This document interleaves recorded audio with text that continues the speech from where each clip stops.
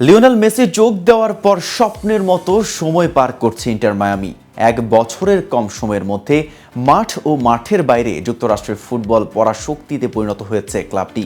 মূলত গত বছরের জুনে লিওনেল মেসির আগমনের ঘোষণার পরই শুরু হয় ইন্টার মায়ামির বদলে যাওয়া।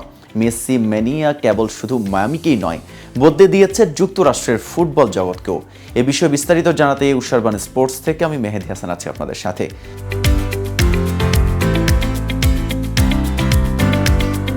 ফুটবলের সঙ্গে নিজেকে জড়িয়ে ফেলা মেসি দুর্দান্ত পারফরম্যান্স দিয়ে আলো কেড়ে চলেছেন।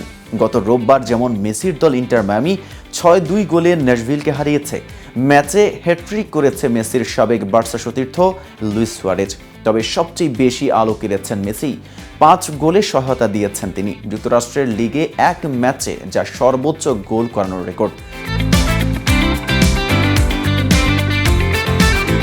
বিশ্বকাপ জয়ী এই বাজির বুড়ো ঘোড়ায় ফুলে ফেঁপে উঠতে শুরু করেছে ইন্টার মায়ামির আর্থিক কাঠামো।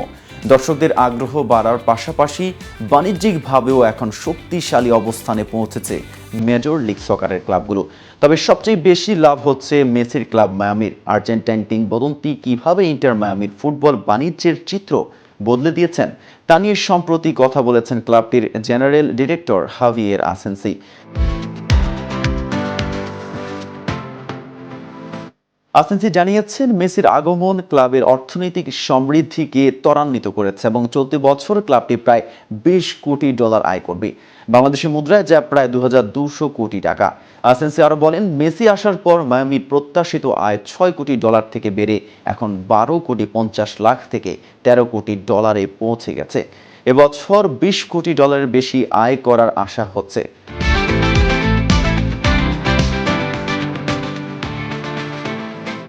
মেসি আসার পর দর্শকদের পাশাপাশি পৃষ্ঠপোষকদের আগ্রহের কেন্দ্রেও পরিণত হয়েছে মায়ামি। এর মধ্যে অ্যাপল, রিডাস, হেনিকেন, রয়্যাল ক্যারিবিয়ান সহ বেশ কিছু বিশ্ববিখ্যাত আন্তর্জাতিক ব্র্যান্ডের সঙ্গে চুক্তি করেছে ক্লাবটি। সম্প্রতি সময়ে আরেকটি বিশ্ববিখ্যাত প্রতিষ্ঠান ভিসাও যুক্ত হয়েছে মায়ামির সঙ্গে। আসেন্সি বলেছেন, মায়ামি সেই অংশীদারদের খুঁজছে যারা দলকে অন্য আরেকটি স্তরে নিয়ে যাবে, যেখানে নিশ্চিতভাবে রয়্যাল ক্যারিবিয়ান এবং জেপি মর্গ্যান চেজের মতো প্রতিষ্ঠানও আছে। মেসির আসার পর ফোর্ট লডারডেল MLS এর প্রতি তাদের দৃষ্টিভঙ্গি বদলে ফেলেছে বলেও মনে করছে আসেন্সি।